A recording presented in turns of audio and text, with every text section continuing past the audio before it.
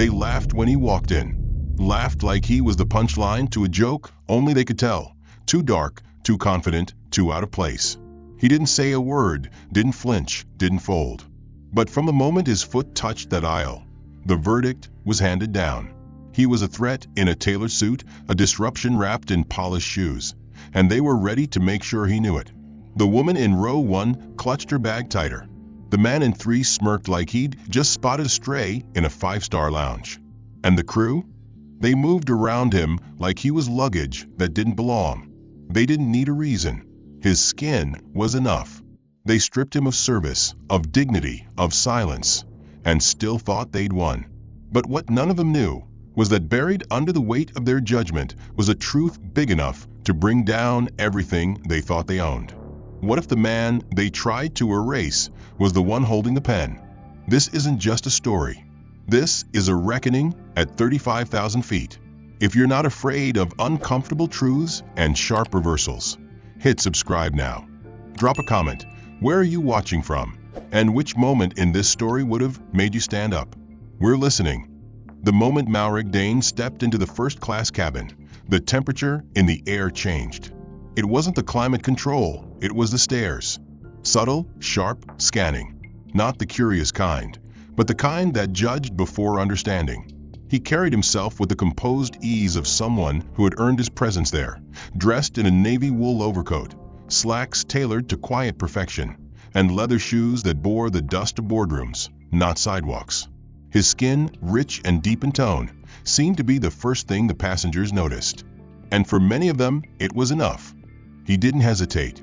His stride was smooth, his posture upright as he navigated the tight corridor, one hand resting casually on his duffel slung across his shoulder. But 2 rows into the cabin, a woman sitting in seat 2A shifted in her seat.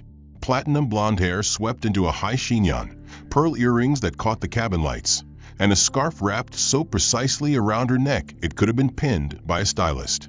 She looked up, took one glance at Maverick as he passed a row, and slowly reached into her designer tote. From it, she retrieved a travel-sized packet of disinfectant wipes. Without a word or a glance back, she leaned toward the armrest he had brushed walking past and began wiping it down with steady, deliberate motions. Her lips barely moved, but the message screamed louder than any announcement from the flight deck. Maverick saw it all without turning. He had learned long ago how to sense the aggression in quiet gestures, the violence of cleanliness, the threat wrapped in politeness. He reached his seat, 1C, and slid his bag into the overhead bin. That was when the second message came. As he turned to step into his row, a man in his mid-50s stood frozen in place. The man's shoulders were broad, his frame thick under a pressed beige trench coat, but he made no move. He stared directly ahead, eyes glazed with faux distraction, pretending not to notice that he was blocking the aisle. Maverick stopped in front of him and gave a quiet nod, a silent request. The man remained motionless, his hand resting lazily on the headrest of seat 1B, his body angled just enough to make it awkward for Maverick to pass. A second ticked by. Then another. Still no movement. Only when a flight attendant called politely from behind. "Sir, please," did the man shuffle 2 reluctant steps to the side. But even then, he managed to meet Maverick's eyes with a glance soaked in disdain. Not anger, not annoyance, just that peculiar mix of smugness and superiority that never needed words. Maverick slid into his seat and fastened the belt with smooth fingers, his expression unreadable. He didn't look around, didn't react. But inside, a familiar burn began to rise, controlled, measured, banked behind years of practiced composure. He took a slow breath and turned his gaze out the window, watching the last of the boarding crew make their way across the tarmac. Behind him, a pair of voices whispered, too casually, just loud enough. One mentioned surprise at how crowded first class was today. The other agreed, adding that it must be loyalty perks letting just anyone in now. The attendants moved through the aisle, offering champagne and warm towels. The blonde woman beside him took hers with a pristine smile. The man who had blocked the aisle raised his flute toward a fellow passenger in a mock toast. And yet, when the tray reached Maverick, the attendant passed him with barely a glance. continuing down the aisle as if he didn't exist. He waited a beat, two. Then, still calm, he reached for the in-flight magazine and opened it to a random page. His eyes scanned it, but his mind wasn't reading. Not really. This was ritual. The same old dance. The smile that never came. The space that was never truly his, no matter how much he paid. It wasn't new, and that was what made it exhausting. Across from him, the woman with the disinfectant glanced over once more. Her gaze wasn't curious now, it was triumphant. 2 rows behind him, nestled in the aisle seat of 3D, a woman with lacquered fingernails and tight curls leaned toward her neighbor, barely containing a smirk. Her voice, carefully pitched above the idle cabin murmur, carried just enough to reach the surrounding passengers, including Maverick. You see that nose? Looks like he's been digging tunnels, not closing deals. The man beside her chuckled, coughed to cover it, and adjusted his cufflinks. Underground hustle, huh? He murmured, and they both laughed. The chuckle wasn't loud, but it was sharp. Sharp enough to slice through the air and settle in Maverick's spine. He didn't move, didn't flinch. He kept his eyes on the seatback screen ahead of him, pretending to browse the map, fingers idle over the control. But his mind cataloged the insult, folded it with the rest, another splinter wedged into years of silent resilience. A few moments later, as the aircraft doors sealed and the final instructions droned through the cabin speakers, Maverick unbuttoned his coat and slipped it off slowly, smoothing the fabric with careful hands before folding it over his lap. That's when another voice, 1 row across, snorted loud enough for several passengers to hear. Now that's a look, the man muttered. You ever see a truck stop manager try Wall Street cosplay? The words were aimed at his companion, but his eyes locked momentarily on Maverick. The man wore a bright blue blazer that screamed Weekend Yacht Club, his loafers spotless, his grin confident and self-satisfied. Maverick breathed through his nose. The instinct to react was there, just beneath the surface. But he'd been raised in the company of silence and taught the price of anger, how easily it could be used against him. He looked down at his coat, at the subtle weave and expert stitching, a gift from his mentor after landing their first $1 million contract. He had worn this same coat when he rang the bell at the stock exchange. And yet here, in a space that marketed dignity, he was dressed like a fraud to the eyes that refused to see beyond skin. The flight attendants returned with pre-departure drinks. The one assigned to his side of the cabin hesitated when she reached him, glass tray in hand. Her hesitation was brief, but visible. Instead of asking his preference like she had for the previous passengers, she offered a half smile and said, "Water's probably best, right?" He nodded slowly, not because she was right, but because he knew how these games were played. Behind him, the woman from 3D let out a faint giggle, the tail end of an inside joke Maverick wasn't supposed to understand, but was always expected to absorb. The plane lifted off, and with it came the shift in cabin rhythm. Blankets were distributed, screens flicked to life, and the false intimacy of first class settled in. Champagne glasses clinked again. Conversation resumed. Maverick kept to himself, opening a folder from his briefcase and reviewing quarterly forecasts he could recite in his sleep. Numbers, strategy, precision, the things that never judged him back. But even then, his mind couldn't completely detach from the voices still humming around him like static behind a thin wall. Across the aisle, a younger man whispered too loudly, gesturing with his thumb toward Maverick while laughing under his breath. "No way that guy's not someone's assistant who faked his way into this seat. You think he even knows what a merger is?" Another replied, "Bet he still uses prepaid cards." The jokes escalated, like children testing the limits of a substitute teacher. Every punchline designed to hit, to confirm some unspoken hierarchy no one ever had to explain. Maverick heard each word, felt them nestle between the folds of the cabin's luxury. He shifted slightly in his seat, crossing one leg over the other, and let his hand rest on the leather briefcase beneath the seat in front of him. Not for reassurance, for a reminder. The initials stamped on its surface were his. The contents inside, proprietary data from a company he built. Every deal sealed with his signature. Every dollar earned, not inherited. But to the cabin, he was still an intruder in a suit, a shape they couldn't place, a narrative they didn't want to rewrite. An attendant passed by again, this time offering snacks. She lingered by the woman into A, complimented her choice of jewelry, asked about her last trip to Florence. The small talk of status.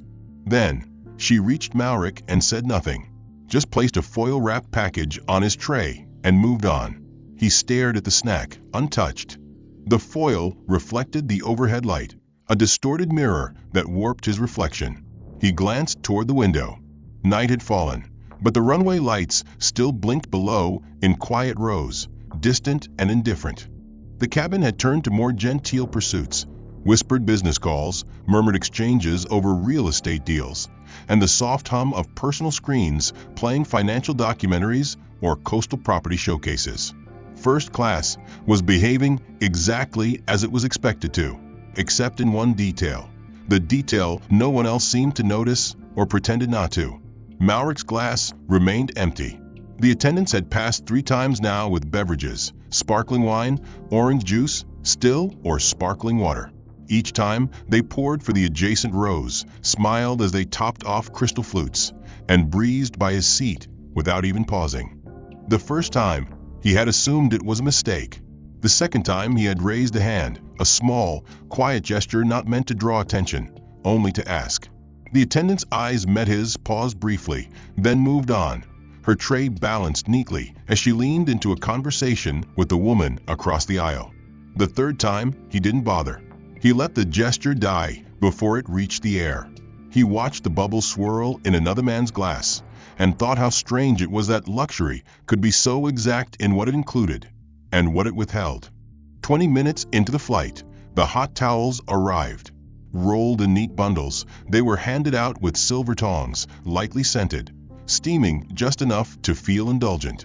The ritual passed row by row. The man who had mocked Malric's coat earlier took 2. The couple behind him unrolled theirs with casual delight. But when the attendant reached Malric's row, she paused, glanced down, and continued walking. The tongs never dipped. The cart never stopped. The warmth passed him without a flicker. That was when he knew it wasn't an oversight. It was orchestration. He waited. Waited through the next service, through the clink of forks against porcelain and the rustle of meal menus being tucked away. His tray remained closed. He waited until the bustle of attendants thinned and the lighting dimmed to that curated, soft glow meant to ease passengers into artificial calm. Then he stood, slow and purposeful, adjusted the collar of his shirt, and stepped into the aisle. He didn't march. He moved with the quiet weight of someone who had walked into boardrooms where every face doubted him and walked out with contracts signed. He moved past seats where heads turned just slightly, just enough to notice, not enough to acknowledge. He reached the galley, where the head flight attendant stood adjusting a drawer of flatware, her back turned, posture too perfect to be natural. "Excuse me," he said, voice firm but calm. She turned, her expression composed but already annoyed by the interruption. "I believe I've been missed several times during service," he said evenly. "No drink, no towel, no meal." She blinked, her smile forming but not fully blooming. "Sir, we're very busy tonight," she replied. "Perhaps you missed our offer earlier." Malric stared. "I assure you I did not." She glanced at a nearby attendant, who suddenly busied herself with inventory. "Well, we can get you something now," the woman offered, but her tone made it clear it was charity, not service. Malric's tone didn't waver. "No. What I'd like is for you to acknowledge the discrepancy and explain it." Her face shifted. Not shock, not concern, but irritation. "Sir," she said quietly, "this is a luxury cabin. We try to maintain a certain standard of experience for everyone. I would advise you to be mindful of the environment." The words hit with the force of something far older than the moment. Not just a warning, a coded message. Stay in your place. Don't raise your voice. Don't disrupt the harmony that was never meant to include you. "I'm speaking calmly," Malric said. "I've made no scene. I'm asking for the same courtesy extended to every other passenger here." Her smile hardened. "Perhaps you'd be more comfortable letting us handle your needs when we can." Press your call button next time." Then she turned, signaling the conversation was over. Not resolved, just dismissed. Malric didn't speak again. He turned, stepped back into the aisle, and walked slowly to his seat. The woman in 2A watched him pass with the same guarded disgust she had shown earlier. The man across the aisle smirked faintly, his hand resting on a half-finished glass of wine. Back in seat 1C, Malric sat down and stared straight ahead. His tray remained closed. His hands rested calmly on the armrests. But inside, something new had begun to stir. Not anger, he was long past that. What settled in his chest now was certainty. This wasn't going to stop. They didn't know who he was. Not yet. They didn't care to know. Not yet. But the moment was coming. And when it did, there would be no mistaking it. But even in the hush, the undercurrent had changed. He could feel it. The air had shifted, thicker now, not just with exclusion, but with escalation. It began with the woman in 1A. Her posture had been stiff since takeoff, but now it sharpened, as though bracing for performance. She twisted in her seat, turning slightly toward Malric. Her eyes, pale and alert, scanned his face as if looking for something wrong, something dangerous. He felt the stare, but did not return it. His stillness seemed to disturb her more than any reaction would have. She leaned toward the aisle, pressing her call button with unnecessary force. The nearest attendant responded with practiced grace, bending slightly to listen. "There's something wrong," the woman whispered, but her voice was not soft enough to conceal intent. "That man beside me, he keeps staring at me." She didn't lower her voice out of fear. She wanted it to be heard. "I don't feel safe." Malric, hearing every word, remained frozen. No glance. No protest. He had learned long ago that truth rarely mattered once fear was claimed. The attendant nodded quickly, her smile faltering. "Sir," she said, now addressing Malric, "may I see your boarding pass again?" Her tone was polite, but the edge beneath it cut clean. Malric reached calmly into his coat pocket and handed over the ticket without a word. The woman in 1A leaned back, triumphant in her silence, watching the exchange unfold as if her performance had confirmed some unspoken suspicion. The attendant studied the pass longer than necessary. "Thank you," she said eventually. "We're just double-checking the manifest. For everyone's comfort." The word "everyone" hung in the air like a blade. Malric nodded once and took the ticket back. He knew this tactic. Manufactured discomfort was more effective than overt aggression. Fear, even fake, had power when weaponized in polite society. But the moment didn't end there. Barely 10 minutes later, as beverage service resumed, a woman from the second row stood to retrieve something from the overhead bin. Her designer handbag, a heavy leather piece with brass trim, slipped from her shoulder as she turned, dropping straight down and striking Malric's knee. The thud was solid. Pain radiated up his leg as he instinctively drew back, hands gripping the armrest. "Oh," the woman gasped, but not at what she'd done. Her tone was scolding, not apologetic. "You're sitting too far into the aisle.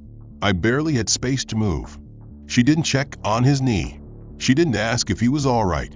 She crouched just enough to retrieve her bag and cast a glance of exaggerated frustration. "Honestly, these seats are narrow enough," she muttered to the attendant now standing nearby. "Some people just don't know how to sit properly." The implication wasn't subtle. Malric closed his eyes briefly. His pulse thudded in his jaw, not from the pain, but from the restraint it took to remain composed. The attendant who had witnessed the entire incident offered a vague nod. No warning was issued. No concern was shown. The bag could have broken skin, could have fractured bone, and still, Malric was the problem. The woman returned to her seat with the air of someone wronged. He shifted slightly, wincing, then straightened. No words. No complaint.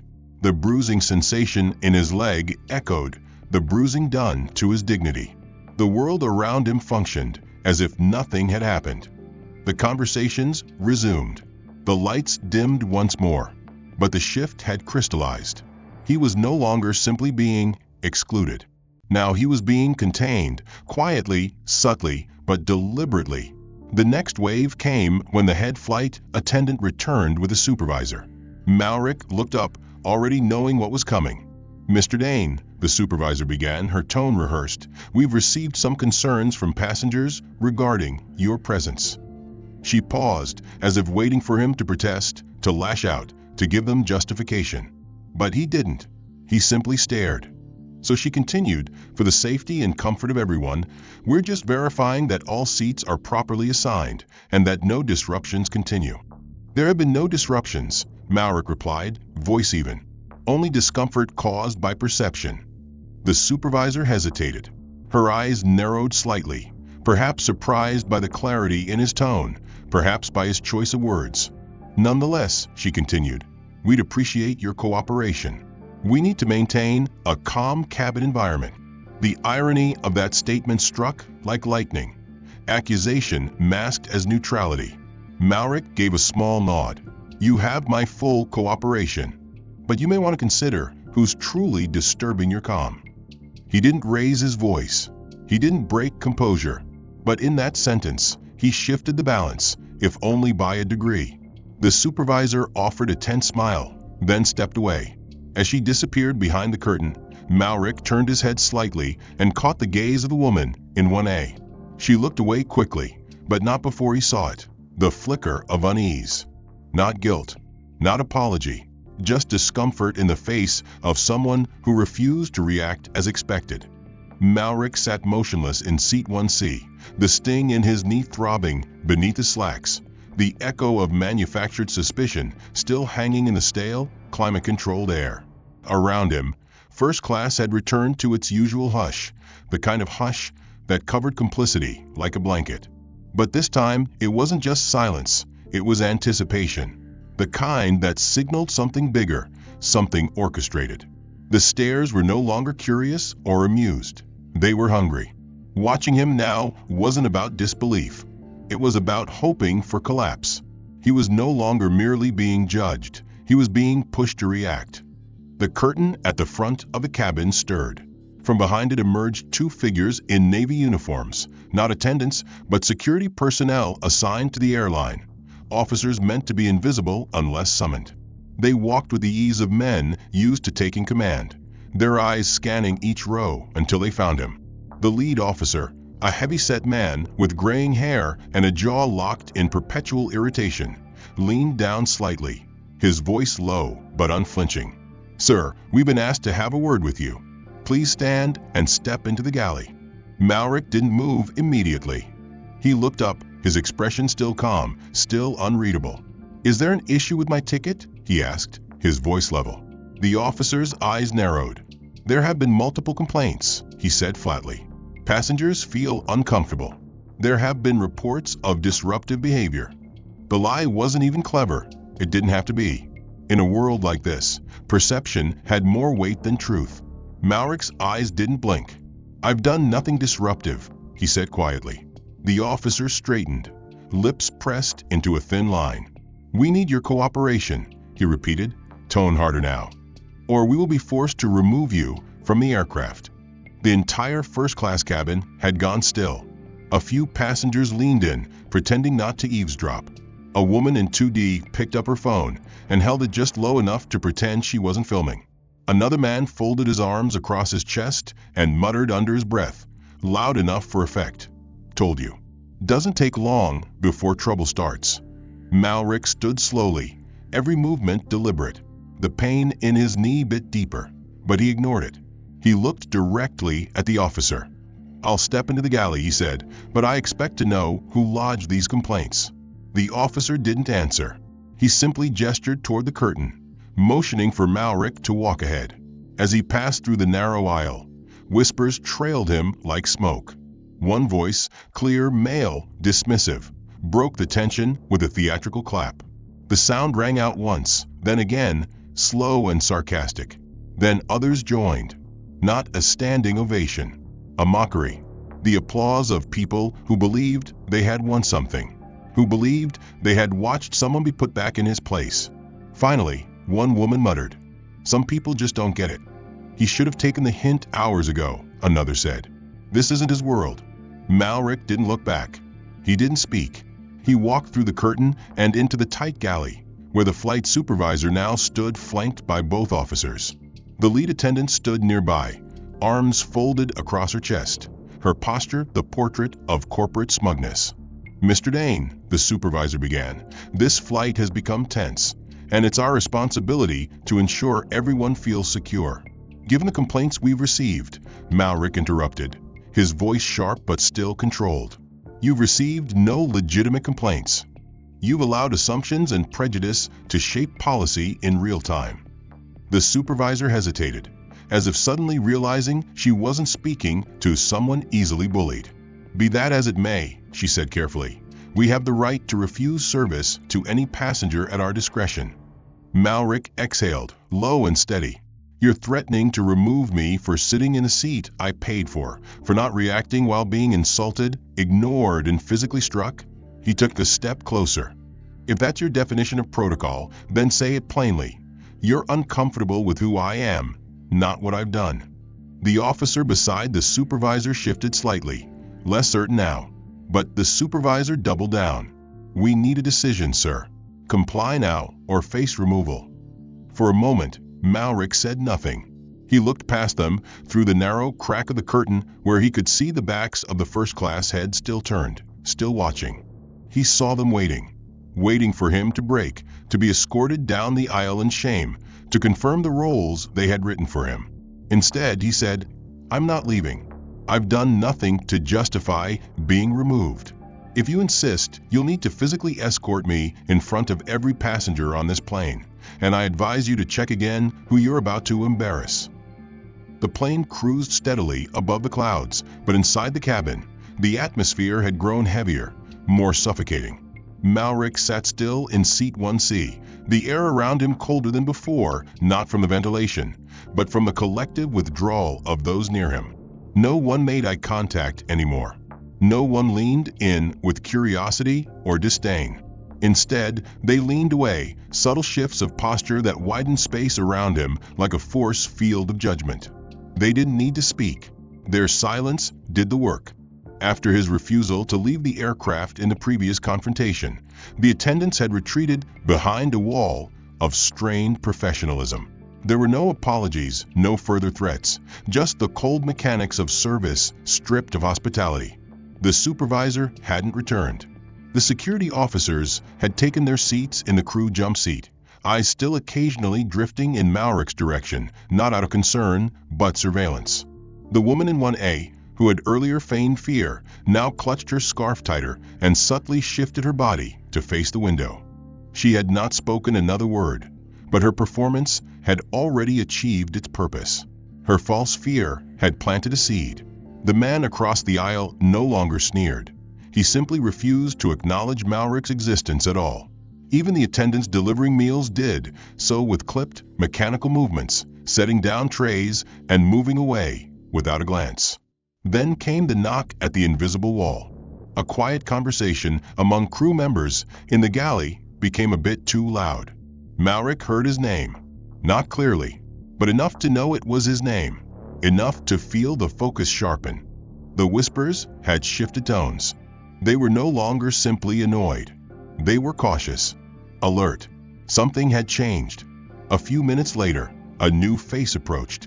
She wore a darker uniform, an administrative agent, not flight crew. Her badge was visible, but her presence wasn't announced. She stopped at Malrick's row, crouched slightly beside him, and spoke in a voice low and controlled. "Mr. Dane, we received an internal alert. Someone on board has filed a report identifying you as a potential risk." The words landed like ice on steel. Malrick didn't move. "A risk," he repeated slowly. "Based on what?" The woman avoided direct eye contact. "It's anonymous," she said. "There was concern about your behavior. We're required to flag it and note it in the flight system." She didn't say it outright, but the implication was immediate. He was now on a list, monitored, marked, a name in a database shared across systems designed to quietly blacklist without ever issuing formal accusations. Malrick exhaled through his nose. The irony was sharp. He had spoken no threats, made no aggressive movements. All he had done was exist, quietly, with dignity, in a space that had decided long before boarding that he did not belong. Now, the accusation didn't need proof. It didn't even need detail. It only needed fear, or the appearance of fear. And that was enough. He returned to his seat, his body heavier than before. The flight continued, but the atmosphere had changed entirely. Even the air seemed thinner, harder to breathe. Passengers kept their distance, not just physically, but emotionally. Every person near him began to behave as though proximity might be dangerous, as if any interaction might expose them to some invisible danger. The woman across the aisle, who had earlier smirked, now clutched her handbag tighter against her chest. A man returning from a lavatory stopped abruptly when he saw Malric in the aisle and turned back the other way, pretending to check a seat number. Even the staff had changed tactics. No more casual questions about coffee or blankets. No more small talk. Everything became procedure. Orders were taken silently. Food trays dropped with clinical detachment. And though the others received warm bread, polished cutlery, and wine refills, Malric received his meal sealed, untouched, and left without the courtesy of inquiry. It wasn't a meal. It was a reminder. The cabin became a cold theater, one where the actors had turned their backs to the audience. No one acknowledged what had happened. No one spoke up. No one leaned over and asked if he was okay. They didn't have to be cruel anymore. They simply chose to be absent. The isolation didn't roar. It crept. It soaked into fabric, into the quiet. It wrapped around him like a second skin. He stared at the seat back ahead, his eyes unmoving, his hands folded neatly in his lap. The hum of the engines continued, but it faded behind the louder silence in his head. He thought of all the times he had sat in boardrooms, stood on stages, signed deals in glass towers with views that reached into the clouds. He had eaten beside kings and presidents, built from nothing, endured, and still, here, at 36,000 feet, he had become a warning label, a name on a list, a problem to be contained. He had stopped signaling for service. He had stopped glancing around for even the smallest courtesy. The wall was up, and he knew better than to pound against it. But what those around him did not know, what none of them could possibly suspect, was that the wall had a fault line, and it was about to crack. He sat with perfect posture, his coat still draped across his lap, hands resting calmly on either side. The burn in his knee had dulled into an ache, but he ignored it. Time passed with the hollow rhythm of altitude. Somewhere near the back of the cabin, a child laughed at a movie. Somewhere in the front, the hum of a whispered conversation buzzed behind a wine glass. But Malric's world narrowed until there was only one thing that mattered: the moment. He reached slowly into the interior pocket of his coat and retrieved a sleek black phone, the kind that didn't ring with notifications because it didn't need to. It was a direct line, configured for only one purpose. He unlocked it, pressed one button, and lifted the device to his ear. His voice, when it came, was soft but unmistakably authoritative.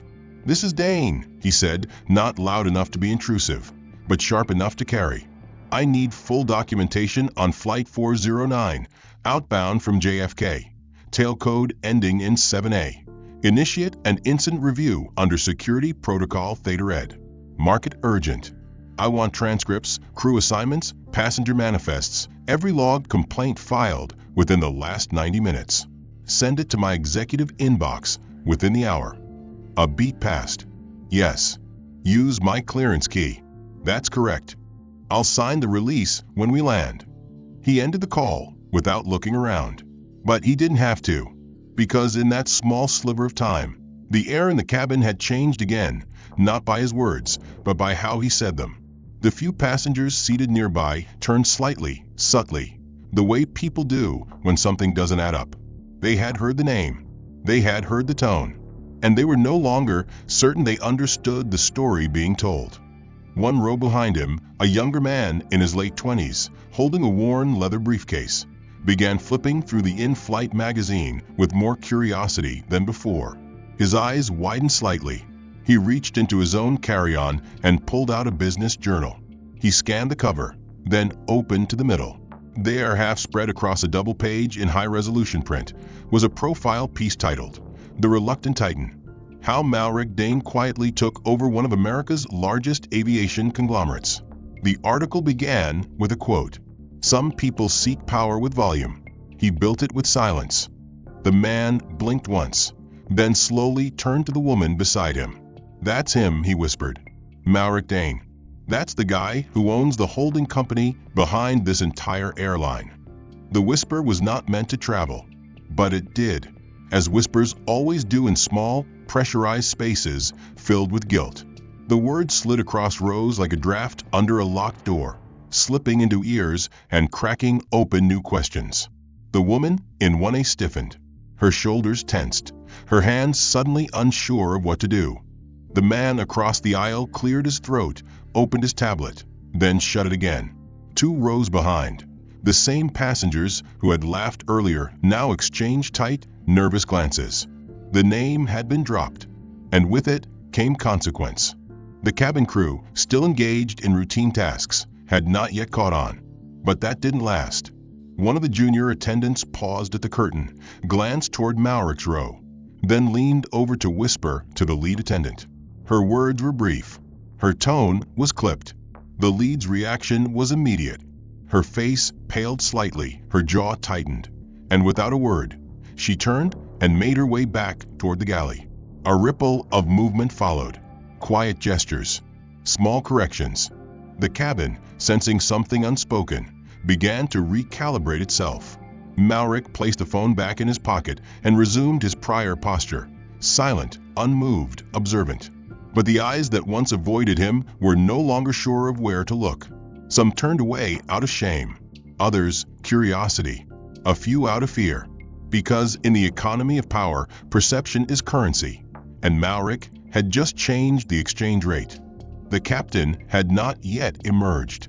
The flight continued as scheduled. The stars outside still glinted in the black. But inside, those who had applauded his near removal earlier now sat a little stiffer in their seats, their bravado drained. The mockery had vanished. The certainty had soured. And beneath the surface of the curated elegance of first class, a new story was being written, not with press releases, not with outrage, but with the quiet return of control.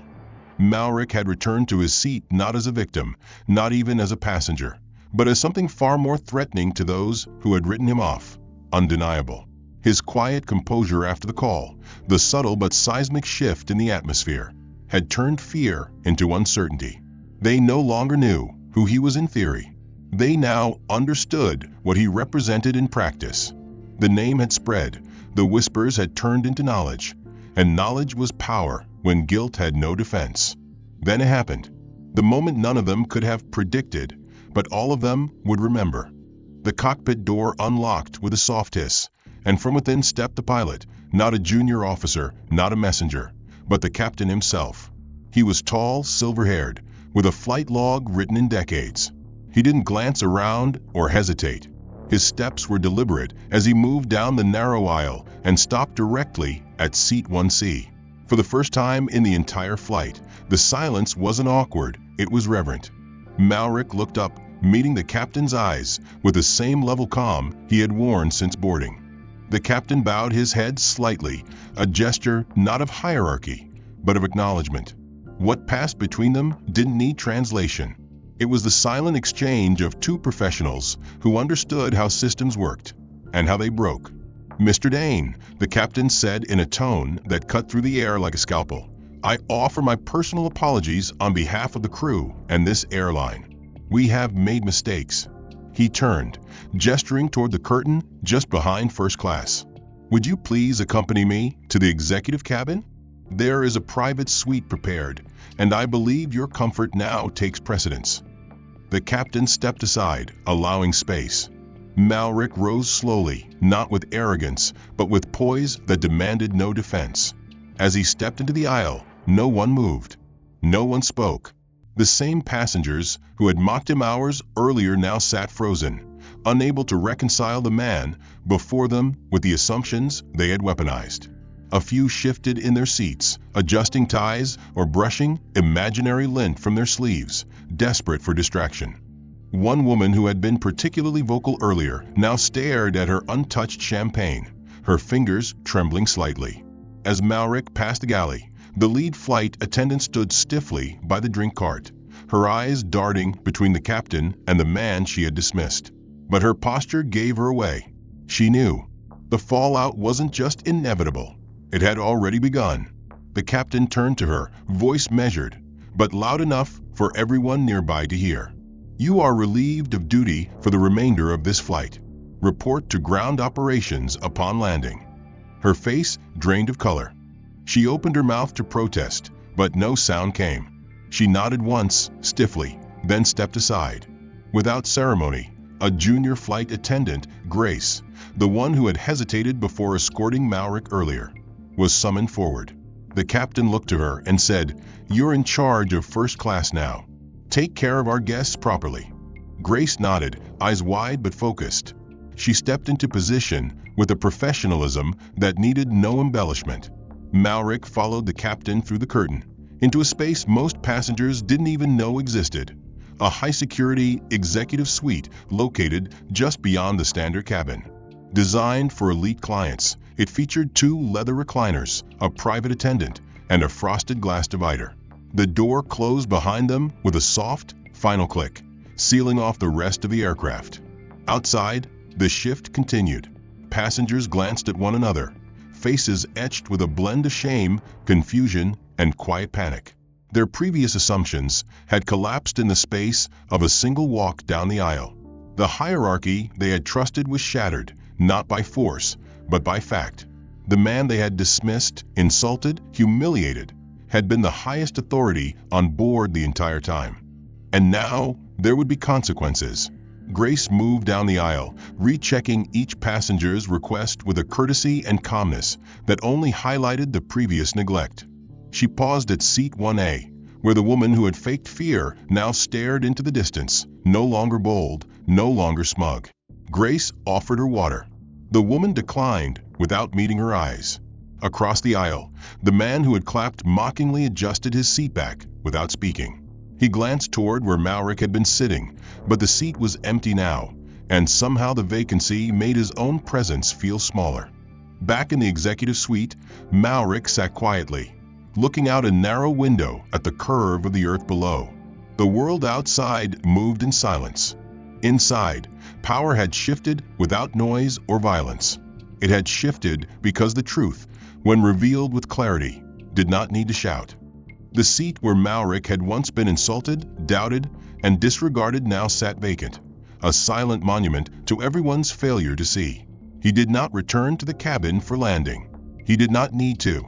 His presence had already filled every corner of the flight, his silence heavier than any reprimand. The moment the aircraft taxied to the gate, the weight of consequence began its descent. By the time Malric stepped off the plane, quietly, escorted not by staff, but by a representative from his own firm, the message had already begun to spread beyond the walls of the aircraft. There had been no recording, no dramatic confrontation caught on camera, but the truth doesn't always need to be broadcast to echo. Those who witnessed it had spoken. Those who recognized him had confirmed. And those within the industry who monitored executive travel had already connected the dots. By that evening, the boardroom in the airline's headquarters in Atlanta was fully lit despite the hour. Executives scrambled behind closed doors, communications teams huddled in silence, and legal counsel drafted statements that would never be published. Malric never issued a complaint. He never released a statement. He didn't need to. His silence was the only indictment necessary, because the facts were clean, traceable, and indisputable. Internal logs revealed service discrepancies, crew behavior records showed marked deviation from protocol, and time-stamped entries from the cabin manager's tablet confirmed repeated neglect. The passenger manifest, linked to a security report generated mid-flight, displayed the anonymous complaint-marked potential behavioral threat, tied to a seat assigned to Malric Dane, CEO of Dane Aero Group, majority shareholder of the airline's parent company. The stock opened 14% down the next morning. Analysts called it a reputational collapse. Shareholders called it a failure of corporate culture. News outlets, though initially cautious due to the absence of footage, began piecing together testimony from passengers, one of whom submitted a verified email exchange showing that the man who had been mishandled was, in fact, their silent partner at executive level. The news cycle caught fire, not with scandal but with shame. Headlines didn't scream. They whispered, with precision and purpose. Airline misidentifies owner mid-flight. Humiliation at 30,000 feet. Power in silence. How prejudice cost a company billions. Within 48 hours, the fallout began.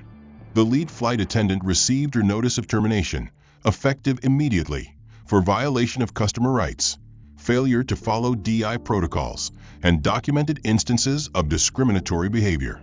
The ground staff supervisor at JFK, who had approved the false seat reassignment before boarding, was dismissed under internal review. The in-flight service director resigned before her formal hearing, and 2 middle managers from the public relations department quietly submitted their departures by week's end. The internal audit team was expanded. An emergency board meeting was called. Investors demanded answers.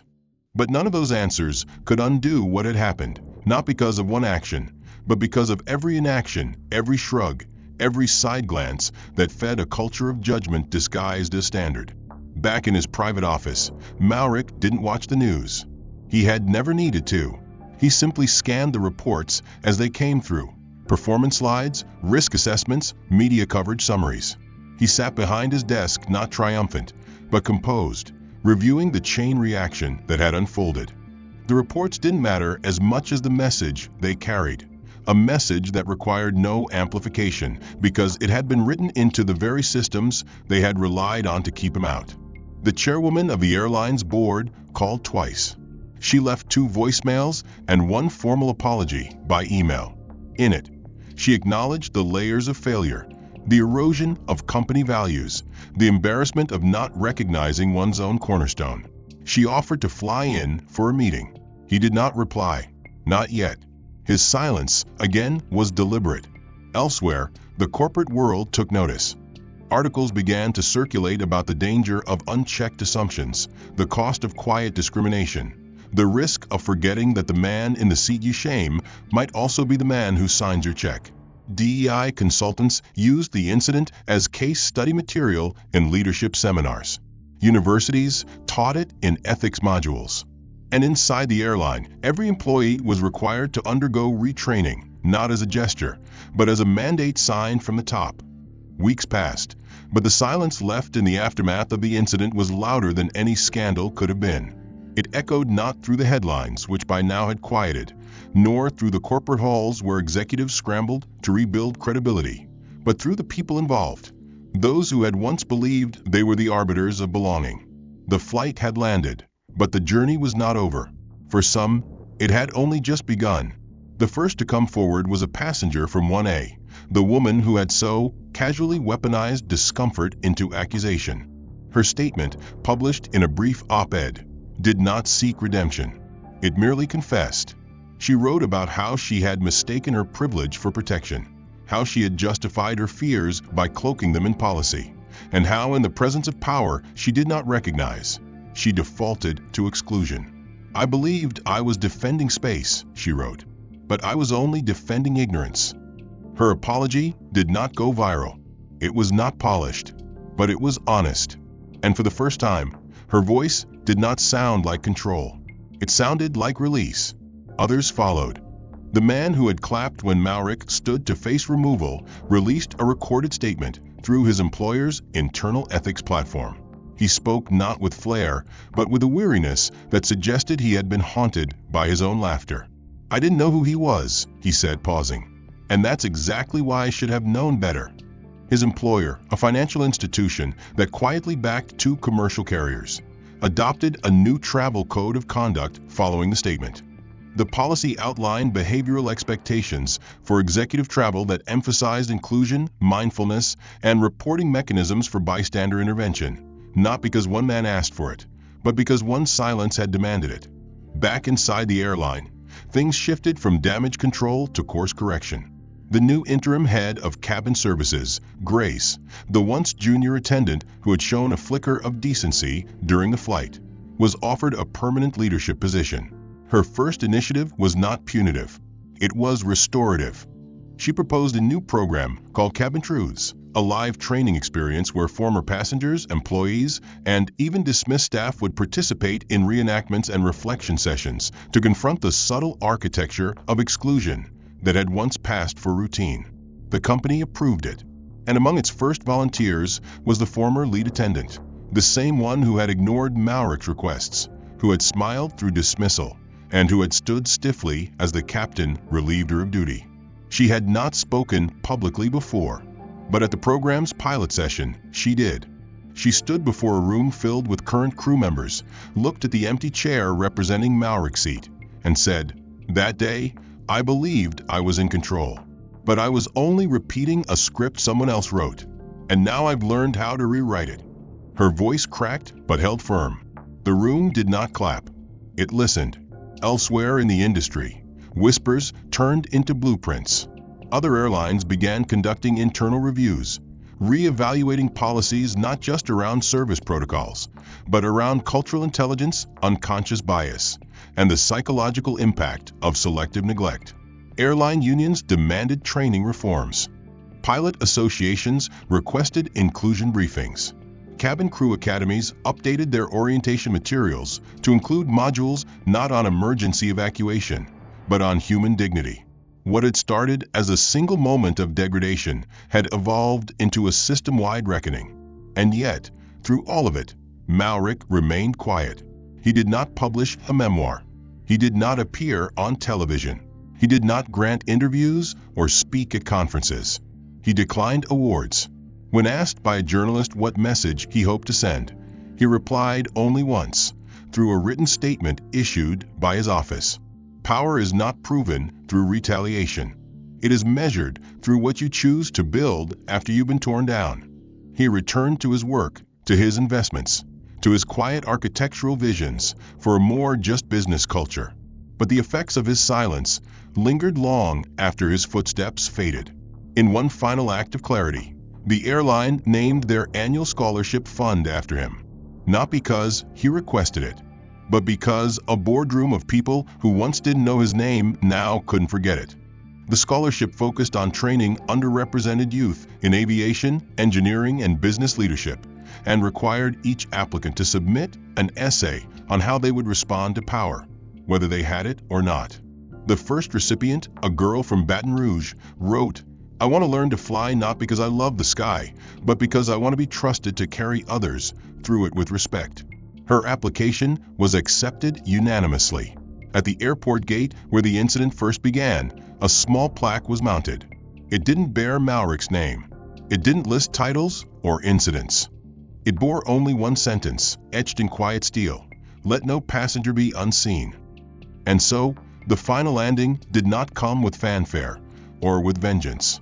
It came with change. Not sudden, not loud, but real. And from it, those who had once looked away learned, at last, how to see. The end. If this story moved you or made you reflect, consider subscribing for more powerful narratives like this. We'd love to know what moment in this journey struck you the most. And where in the world are you watching from? Share your thoughts in the comments below.